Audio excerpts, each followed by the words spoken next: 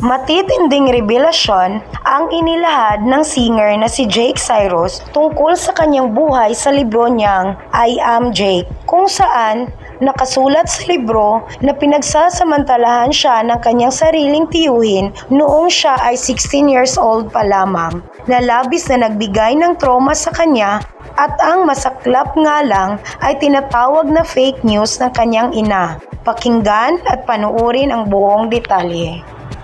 Parang lumalala na ang tensyon sa pagitan nila ni Jake Cyrus at ng kanyang ina na si Raquel Pempenco kasunod ng mga matitinding isinawalat ng singer sa librong I Am Jake, kung saan sa libro na yan ibinunyag ni Jake ang umano'y pangmomolestya sa kanya ng kanyang tiyuhin noong siya ay 16 years old pa lang. Ngunit, ang mas matindi pa, hindi na raw siya pinaniniwalaan ng kanyang sariling ina at sa halip na panigan siya, doon na kumampi ito sa kanyang tiyuhin. Kaya samot-saring pambabatikos ngayon kay Raquel sa social media at sinagot naman agad ito ni Raquel sa kanyang sunod-sunod na Facebook post, kung saan tinawag ni Raquel na fake news ang mga nakasulat sa libro ni Jake. Matatanda ang 2018 pa, inilabas ang libro ng singer-songwriter na si Jake Cyrus, ang I Am Jake.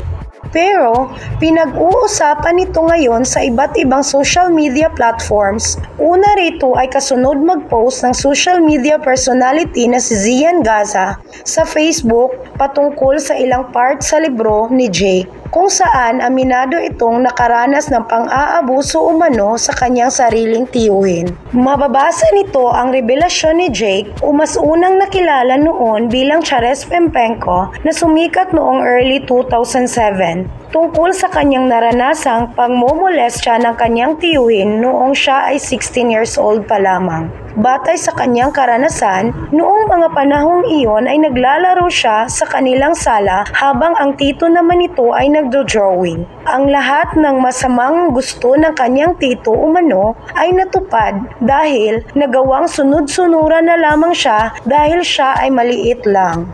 At dinala siya ng kanyang tito sa kwarto at syempre hindi daw sila natulog. Humiga ang kanyang tito sa kanyang likuran at doon na sinimulan siyang hawakan. Ayon pa kay Jake, hiniling sa kanya ng kanyang tito na hawakan ang kanyang pribadong parte ng katawan. Tumanggi siyang gumalaw at hindi nagsalita at doon sobrang takot ang kanyang nararamdaman. May pagkakataon din umano na tinangka siyang pagsasamantalahan ngunit bigo itong magtagumpay. Makailang beses din daw siyang pinagbantaan ng kanyang tiyuhin. Dagdag pa ni Jake na ilang beses daw siyang nagsumbong sa kanyang ina na si Raquel pero hindi raw ito nakinig at hindi naniwala sa kanya. Kaya sobrang masama ang kanyang loob sa kanyang ina dahil parang pinabayaan lamang daw siya nito. Kaya kayo, anong masasabi niyo sa ating kwento? Kung may opinion kayo, i-comment nyo lang dito sa ating comment section. Maraming salamat at huwag kalimutang mag-subscribe sa ating channel. Hanggang sa muli, ito ang inyong Ate Bibi. Bye-bye! See you in my next video!